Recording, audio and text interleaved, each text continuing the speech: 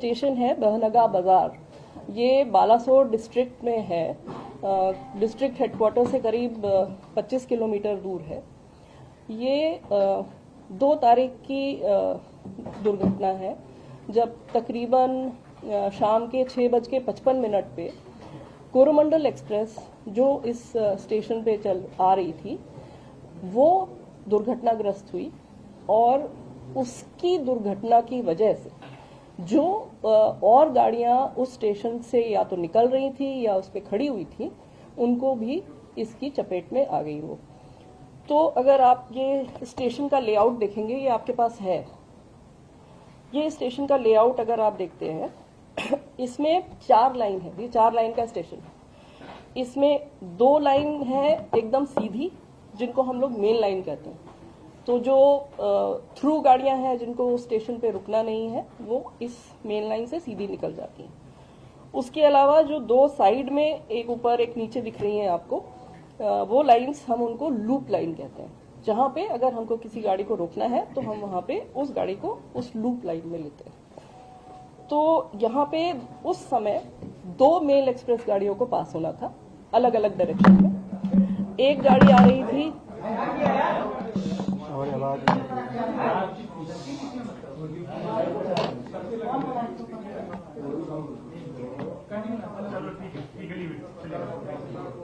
मैं फिर से बता देती हूँ।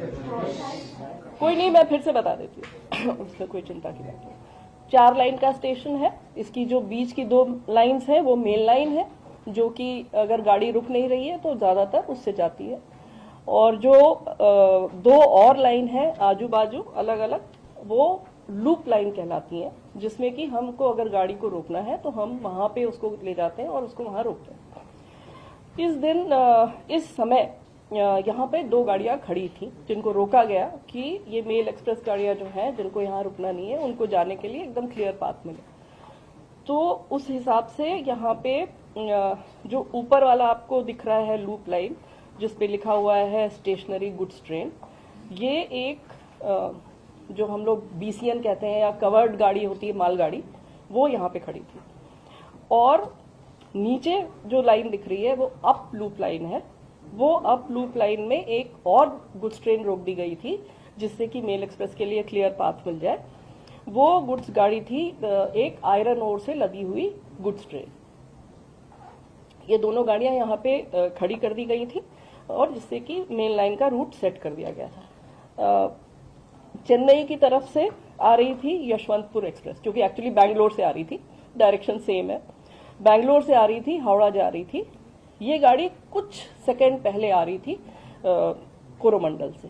ये जा रही थी बैंगलोर से हावड़ा की तरफ, और उल्टे डायरेक्शन में हावड़ा से चली हुई, मतलब शालीमार से चली थी। एक्चुअली कलकत्ता का एक स्टेशन है शालीमार, वहां से चली थी। शालीमार से चली हुई ये गाड़ी कोरोमंडल, ये चेन्नई जाने के लिए आ रही थी। इसके लिए भी मेन लाइन सेट थी, दूसरे डायरेक्शन की थी, जिसको हम लोग अप मेन लाइन कहते हैं। उस लाइन का डायरेक्शन सेट था, रूट सेट था, हर तरह से सिग्नल सेट थे और सिग्नल ग्रीन थे। ग्रीन सिग्नल का मतलब है ड्राइवर को सिग्नल का इंडिकेशन अगर ग्रीन मिल रहा है, इसका मतलब है उसका आगे का पाथ एकदम क्लियर है और वो सीधा अपनी पूरी स्पीड, जो भी उसको परमिटेड मैक्सिमम स्पीड है, उस पे वो अपनी गाड़ी को चला के ले जा सकता है। तो वो लगभग यहाँ पे इस सेक्शन पे इस गाड़ी के लिए 130 किलोमीटर की परमिटेड स्पीड है। वो 128 किलोमीटर पर आवर पे था, जो कि हम लोगों ने लोको के रिकॉर्ड से भी कंफर्म किया है। वो 128 किलोमीटर पर आवर की स्पीड पे था कोरोमंडल वाला। और दूसरी डायरेक्शन से यशवंतपुर जो आ रही थी, वो भी 126 पे थी। वो भी 130 पे परमिटेड है, वो भी 126 किलोमीटर पर आवर पे थी। इनके सबके लोगों के डेटा से हम लोगों ने ये कंफर्म भी कर लिया है कि ये स्पीड थी गाड़ियों की, जो कि उनकी परमिटेड स्पीड के अंदर थी, लिमिट पे थी। तो ओवर स्पीडिंग की कोई बात नहीं थी। सिग्नल एकदम जो उसको दिख रहा था ग्रीन था और उसको सीधा जाना था। किसी कारणवश, जो कारण अभी इन्वेस्टिगेशन में है, और मंत्री जी, जैसा आप लोग देख ही रहे हैं कि मंत्री जी पिछले 36 घंटे से उसी साइट पे, और वो वहां से हिल नहीं रहे हैं। वहां पे वो रेस्टोरेशन, इन्वेस्टिगेशन, रिलीफ और जितने भी लोग हॉस्पिटल में भी हैं उनसे भी जाके मिल रहे हैं। तो he is doing everything from there and he is leading from the front. So उन्होंने अभी जानकारी दी है कि प्रिलिमिनरी फाइंडिंग से ऐसा लगता है कि सिग्नलिंग में कोई परेशानी पाई गई, लेकिन वो भी प्रिलिमिनरी जानकारी है। हमारे जो कमिश्नर ऑफ रेलवे सेफ्टी हैं उनकी जांच चल रही है, इसलिए उनकी जांच कंप्लीट हुए बिना हम लोग कुछ भी नहीं शेयर कर सकते हैं अभी डिटेल में, क्योंकि जो भी हम कहेंगे अगर वो गलत हो गया तो फिर वो ठीक नहीं होगा। इसलिए हम भी अभी इंतजार कर रहे हैं कि वो अपनी फाइंडिंग्स हमें कंप्लीट डिटेल्ड फाइंडिंग्स हमें बताएं, जिससे कि हम लोग पता कर सकें कि क्या कारण था जिसकी वजह से ये दुर्घटना हुई।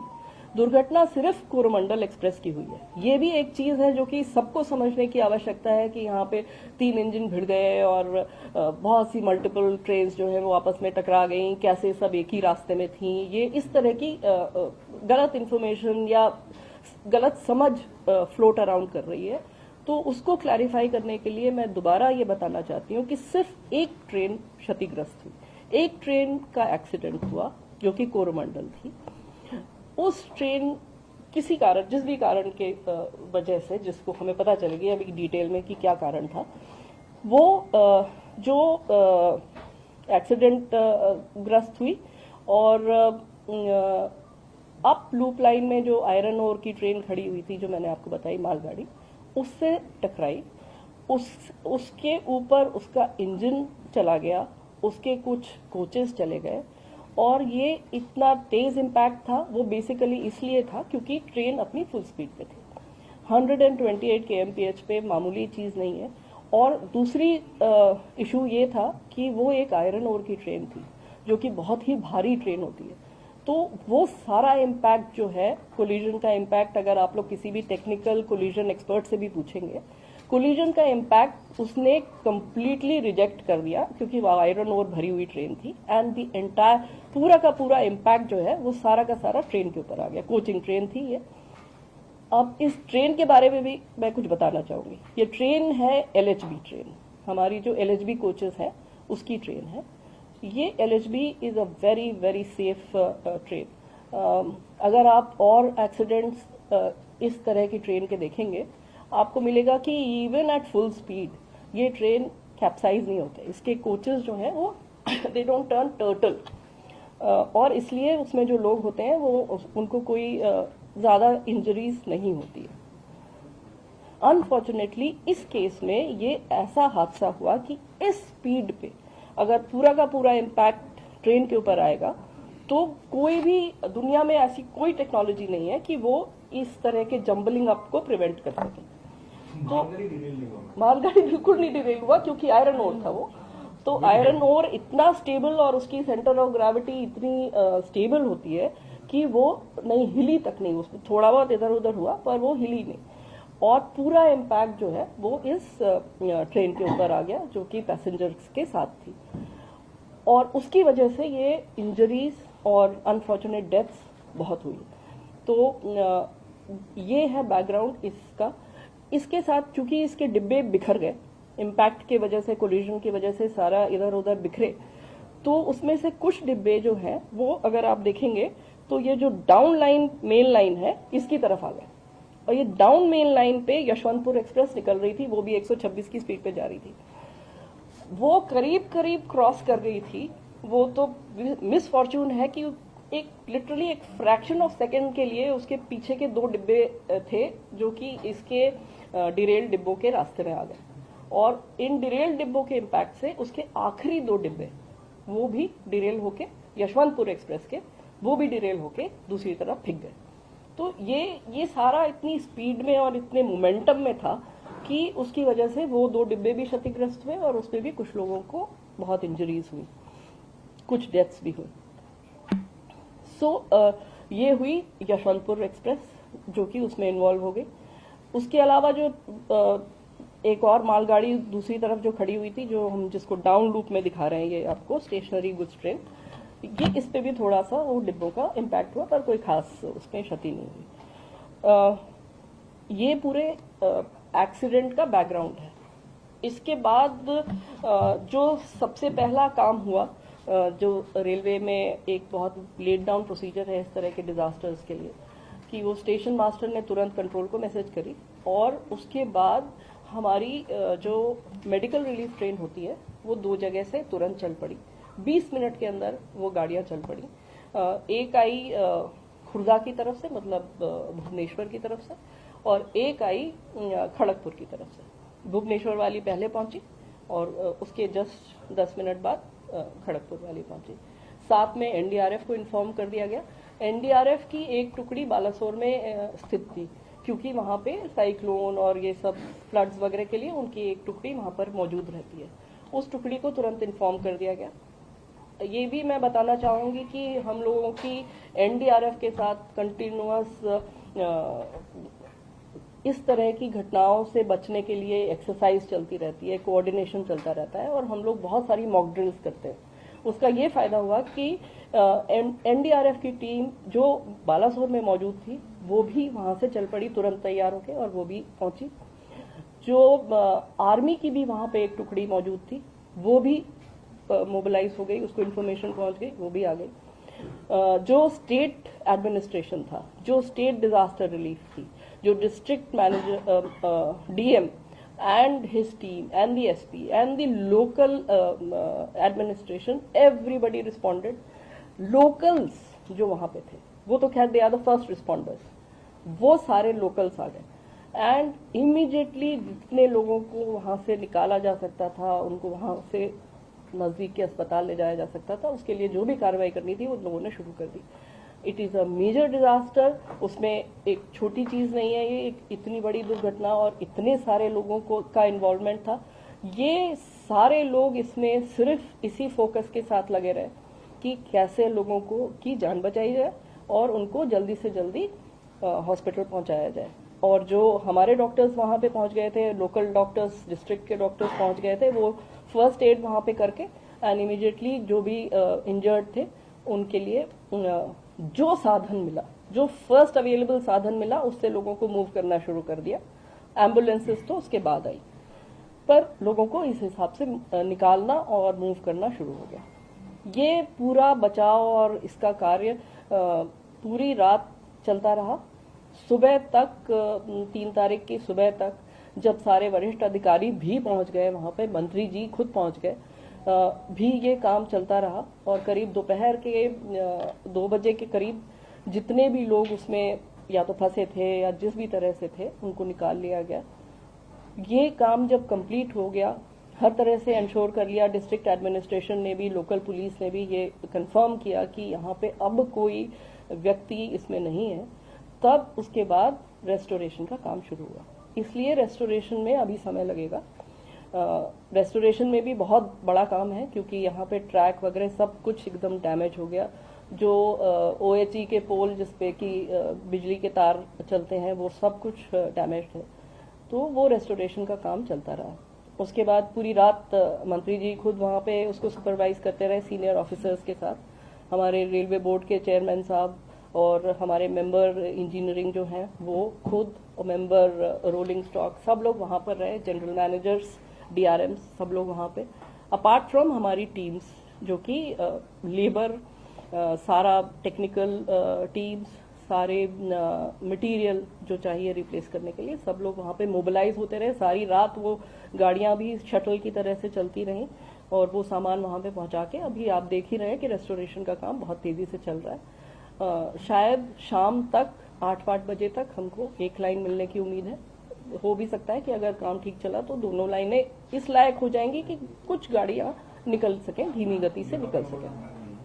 सर नहीं, I am talking about the main line. पहले मेन लाइन देंगे क्योंकि गाड़ियां निकलने लगे, उसके बाद फिर आगे देखेंगे। एक मिनट, हम सारे सवाल रुक जाइए। हाँ, मुझे दो चीजें और बतानी, बस 2 चीजें और बतानी। ये तो हुआ रेस्टोरेशन का काम। उसके बाद जो इंजर्ड है उनके बारे में मुझे कुछ कहना है। आप लोगों के माध्यम से भी मैं ये सबको कहलवाना चाहती हूँ, हमारी एक सिंपल हेल्पलाइन नंबर है 139। हमने सब जगह अलग अलग स्पेशल हेल्पलाइन नंबर्स खोल दिए, हर जगह हेल्प डेस्क खोल दिए, हर स्टेशन पे जो भी कनेक्टेड स्टेशन हैं वहां पे हेल्प डेस्क खुली हुई है, वहां पे ऑफिसर्स बैठे हुए हैं लोगों की रिलेटिव्स की मदद करने के लिए। हम लोग खुद पूरी रात यहाँ पे 36 घंटे से हमारे मैं पर्सनली तो यहाँ पे 36 घंटे रही हूँ, उसके अलावा बाकी लोग जो हैं वो शिफ्ट ड्यूटी पे आते रहे हैं। हमारा एक वॉर रूम है, वो हम आपको दिखाएंगे, वहां से हम सारा कोऑर्डिनेशन कर रहे थे यहाँ से, जो कि दूसरी एजेंसीज के साथ चाहिए, पैसेंजर्स के साथ चाहिए, जो इंजर्ड है उनके साथ चाहिए, उनके रिलेटिव्स के साथ चाहिए, उनके नेक्स्ट ऑफ किन के साथ चाहिए। तो वो हम आपके माध्यम से फिर अपील करना चाहते हैं, हम ये इन्फॉर्मेशन सबको पहुंचाना चाहते हैं जो भी परेशान है इस सिचुएशन में। 139 एक सिंपल नंबर है, उसको कॉल करें, वहां पे हमारे ऑफिसर्स बैठे, वहां पे कोई कॉल सेंटर के ऊपर हमने नहीं सिर्फ काम छोड़ रखा है कि वो जो आपको 1 घंटे करेंगे और कहेंगे कि अब आप ये नंबर डायल करिए, अब वो नंबर डायल करिए, या आप इससे कॉन्टैक्ट करिए और हमें नहीं पता, हम बताएंगे आपको। इस तरह की चीज से हमने इसको निकाल के हमारे सीनियर ऑफिसर्स वहां पे बैठे हुए हैं जो कि खुद एक एक कॉल का जवाब दे रहे हैं और जितनी मदद हो सकती है लोगों को कनेक्ट करने की वो हम कोशिश कर रहे हैं। इसमें अगेन आपके माध्यम से मैं सब पब्लिक को ये कम्युनिकेट करना चाहूंगी कि किसी के भी अगर कोई relatives, friends, anybody known to them अगर इसमें फंसे, इसमें अफेक्ट हुए हैं, प्लीज कॉल 139। हम उनको बालासोर जहाँ के हॉस्पिटल्स में लोग हैं, भुवनेश्वर जहाँ पे हॉस्पिटल्स में लोग हैं, वहां तक हम उनको पहुंचाएंगे। हम उनकी journey, we will take care of their journey, we will take care of connecting them to their loved ones, their friends जो भी इसमें इंजर हुए हैं। हम उनके वहां पे लोकल मूवमेंट का अरेंजमेंट करेंगे। हम वहां पे अगर उनको कहीं रहने की व्यवस्था चाहिए, उनको खाने की कोई जरूरत होगी, वो भी हम लोग देखेंगे। हर एक पेशेंट के साथ हमारा एक स्काउट एंड गाइड नॉमिनेटेड है जो कि उस पेशेंट की और जितने भी उनके रिलेटिव्स, उनके वेल विशर्स उनके साथ है, उनके साथ उनकी जितनी भी तरह की मदद उनको चाहिए, किसी भी तरह की मदद उसको करने के लिए तैयार है। तो ये प्लीज इन्फॉर्मेशन फैलाने की जरूरत है, ये सबको बताने की जरूरत है कि वो परेशान नहीं हो। 139 पे कॉल करेंगे तो हम उनके साथ कनेक्ट हो जाएंगे, फिर हमारी जिम्मेदारी, it is our responsibility to connect to them. ये एक आइटम। दूसरा, जो एक्सग्रेशिया पेमेंट अनाउंस हुआ है, मंत्री जी ने जो माइनर इंजरी है उसके लिए 50,000, जो सीरियस इंजरी है उसके लिए 2 लाख, और अगर किसी की अनफॉर्चुनेटली डेथ हो गई है तो उनके नेक्स्ट ऑफ किन को 10 लाख की घोषणा की हुई है। ये हम लोग कंटिन्यूअसली इसका वितरण कर रहे हैं। जितने भी इंजर्ड लोग हैं और जो हॉस्पिटल में हैं अभी भी, उनको हम लोगों ने इंश्योर किया है कि उनको एक्सग्रेशिया पेमेंट तुरंत हो जाए। उनको जिस भी तरह की आर्थिक मदद चाहिए वो तो मिल ही जाए, उसके अलावा हमें जो करने की और आवश्यकता है वो हम कर ही रहे हैं, वो मैंने आपको बताया है।